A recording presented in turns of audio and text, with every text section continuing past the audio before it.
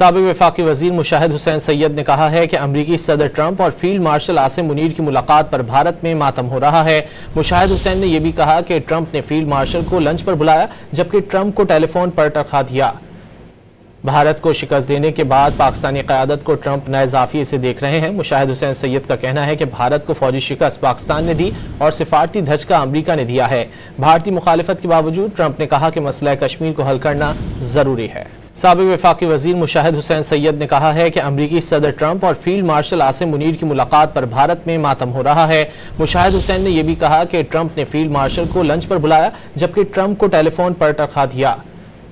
भारत को शिकस्त देने के बाद पाकिस्तानी क़यादत को ट्रंप नए ज़ाविये से देख रहे हैं। मुशाहिद हुसैन सैयद का कहना है कि भारत को फौजी शिकस्त पाकिस्तान ने दी और सिफारती धचका अमरीका ने दिया है।